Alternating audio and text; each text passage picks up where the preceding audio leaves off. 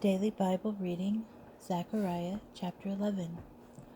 Throw open your gates, O Lebanon, and let fire consume your cedars. Howl, cypresses, for cedars have fallen.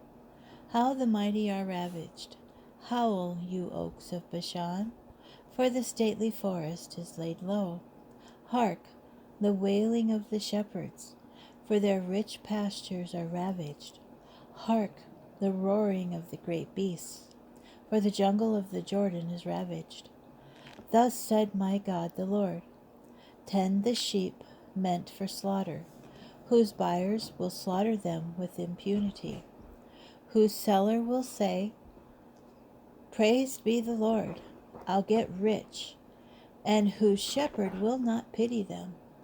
For I will pity the inhabitants of the land no more, declares the Lord. But I will place every man at the mercy of every other man, and at the mercy of his king. They shall break the country to bits, and I will not rescue it from their hands. So I tended the sheep meant for slaughter. For those poor men of the sheep, I got 2 staffs, one of which I named Favor, and the other Unity. And I proceeded to tend the sheep. But I lost the 3 shepherds in 1 month. Then my patience with them was at an end, and they in turn were disgusted with me.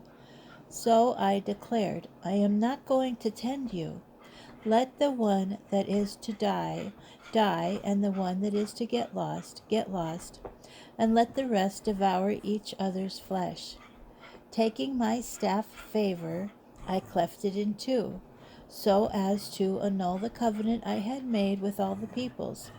And when it was annulled that day, the same poor men of the sheep who watched me realized that it was a message from the Lord. Then I said to them, if you are satisfied, pay me my wages. If not, don't. So they weighed out my wages, 30 shekels of silver, the noble sum that I was worth in their estimation. The Lord said to me, deposit it in the treasury. And I took the 30 shekels and deposited in the treasury in the house of the Lord.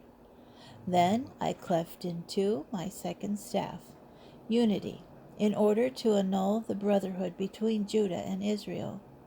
The Lord said to me further, get yourself the gear of a foolish shepherd, for I am going to raise up in the land a shepherd who will neither miss the lost sheep, nor seek the strayed, nor heal the injured, nor sustain the frail, but will feast on the flesh of the fat ones and tear off their hooves. O the worthless shepherd who abandons the flock, let a sword descend upon his arm and upon his right eye. His arm shall shrivel up, his right eye shall go blind.